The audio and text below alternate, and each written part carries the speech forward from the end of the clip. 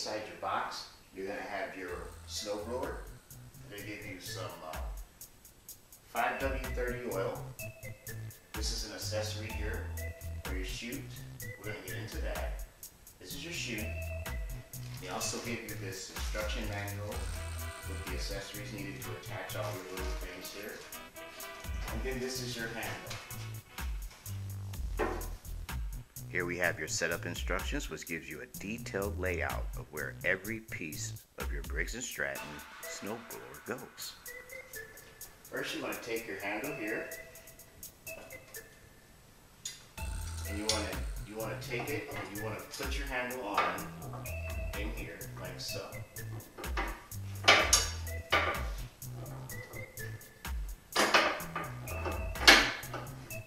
Now, there's some little holes and some tabs that this thing will snap into, and then what you want to do, you want to go inside your accessory kit. You want to take your knobs, and then you're going to want to install them here and here.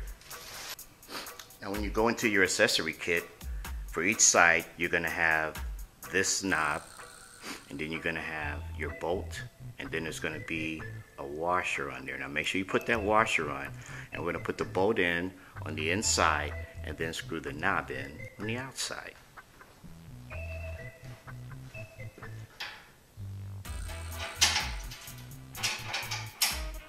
Slip our bolt in, take our knob,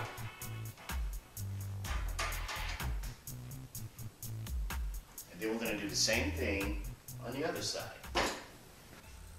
Now that we have our handle on, what you want to do is you want to hook up your cable. Now this is going to be your cable, your tension cable that's going to operate your auger, and then you have your spring here. Now your spring here has a cover on it, and it allows you to pull back, and then you see these little holes here that your cable is going to hook into, and each one of these are a little bit higher or lower than the other one, so that you can adjust your auger, because you don't want your auger running without pulling tension on the cable. Now it appears as though the bottom one is a little bit too loose, so what we're going to do is we're just going to pull up and just hook this in to the second hole. Now that also looks a little bit too loose, so we're going to pull back on here, and we're going to go to the third hole. And for now, that's what we're going to use to test the tension on our auger. Now if we need to adjust this any further in the future, again, what we're going to do is we're just going to pull back on this rubber piece, and then you have all of your little adjustments to make it either looser or tighter. Okay, after making a few adjustments here, this is how it should look in the end, more or less. Like your handle should be facing like this, and then you should be able to, pull up on this. It shouldn't be too tight, but as you can see, there's just enough tension to engage the auger. Now, what you want to do is you're going to want to pay attention to make sure that you have the right adjustments on. There's two holes here. Now, for me, the hole at the bottom was a good place to put my cable spring, and then on here, when I pulled back, I actually had to go all the way up to the let's see, to the third one, and that gave me just enough tension, where it should disengage and engage the auger with little trouble. That's pretty much how it should look. Okay, for the next step, you want to get you a 10mm socket, because next you're going to put on your chute, and this is one of the screws that you're going to find inside your accessory kit. There's 3 bolts in here actually, and your chute is going to come into 2 pieces. Okay, it's going to be 2 pieces like this, and what you're going to want to do is you're going to want to take the one piece. There's 3 holes. I'm going to try to see if I can get this in the camera here. There's 3 holes on your chute, and then this piece here is going to kind of go on top of it, but it's going to share that center hole, and then these end pieces here are going to go along with the bolt when it installs on the blower. So let's see if we can do that real quick. this on to the chute like that. And then we're going to line these holes up, like so. Now what I'm going to do is I'm going to actually do the hole in the rear first. I'm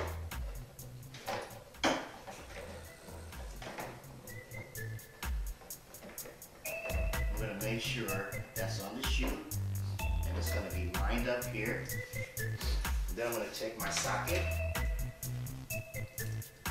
10mm. We're going to tighten it down, but we're not going to tighten it down all the way. We're just going to get it on there a little bit so it'll stay. And then I'm going to take my other 2 bolts, and I'm going to put one here, and we're going to line it up with this other hole.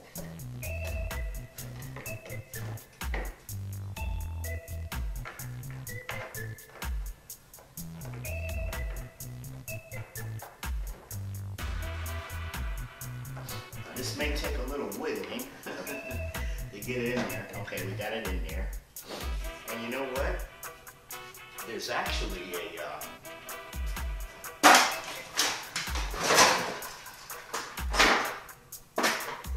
Phillips in there. So you can also use a Phillips head. So I'm going to use that to get it started in there. Okay. And then I'm going to line up the hole on the other side. And then we're going to go through and we're going to tighten all 3 down. Okay, we went and we tightened down all 3 of these bolts here. And now we have our chute installed. Now there's a handle here that you can grab, and then you can click and you can adjust the angle at what you want to throw your snow. And then of course you have your handle here that you could turn in the direction that you want your snow to throw also.